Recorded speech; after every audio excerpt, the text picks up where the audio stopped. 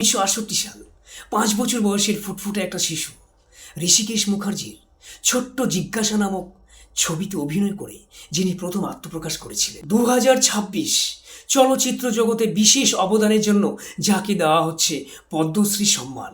মহানায়ক উত্তম কুমার চলে যাওয়ার পরেই বাংলা চলচ্চিত্র জগতে একটা ফাঁকা জায়গা তৈরি হয়ে গেছিল, কেউ ছিল না।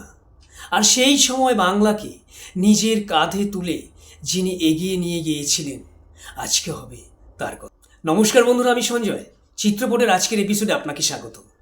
প্রসেনজিৎ চট্টোপাধ্যায়, বুম্বাদা, মিস্টার ইন্ডাস্ট্রি, জ্যেষ্ঠ পুত্র। 2026 সালে চলচ্চিত্র জগতে, বিশেষ করে বাংলা চলচ্চিত্র জগতের কথাই বলছি, বিশেষ অবদানের জন্য পদ্মশ্রী সম্মানে ভূষিত হচ্ছেন আমাদের সকলের প্রিয় প্রসেনজিৎ চট্টোপাধ্যায়। 1962 সালের 30শে সেপ্টেম্বর অভিনেতা বিশ্বজিৎ চট্টোপাধ্যায় আর রত্না চ্যাটার্জির কোল আলোকিত করে জন্মগ্রহণ করেন এক ফুটফুটে বালক, আমাদের প্রিয় বোম্বাদা। শিশু শিল্পী হিসাবেই ঋষিকেশ মুখার্জির সেই ছোট্ট জিজ্ঞাসা ছবিতে সবার মন কেড়েছিলেন। বছরের সেরা শিশু শিল্পী হিসাবে সেদিনেই তিনি ভূষিত হন। 1983 নায়ক হিসাবে প্রথম আত্মপ্রকাশ দুটি পাতা নামক ছবিতে। 1986-তে তরুণ মজুমদারের পথ ভোলা নামক একটা ছবিতে বেকারের চরিত্রে অসাধারণ অভিনয়।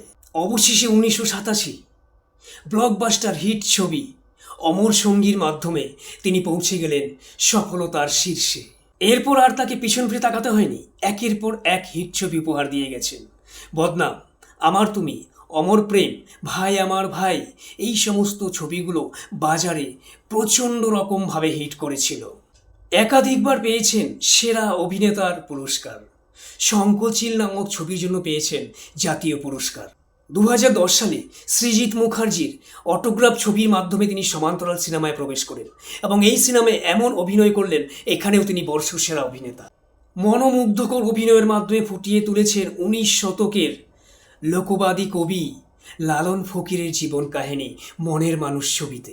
আমরা দেখেছি অনেক অভিনেতা এসেছেন বাংলা চলচ্চিত্রে, কেউ বা এসেছেন রাজনীতিতে, কেউ বা সময়ের সঙ্গে সঙ্গে নিজেকে গুটিয়েও নিয়েছেন, কিন্তু গুটিয়ে যাননি একজন, তিনি আমাদের বর্তমান মহানায়ক, আমাদের বুম্বাদা প্রসেনজিৎ চট্টোপাধ্যায়, যিনি বর্তমানে পদ্মশ্রী সম্মানে ভূষিত হচ্ছেন।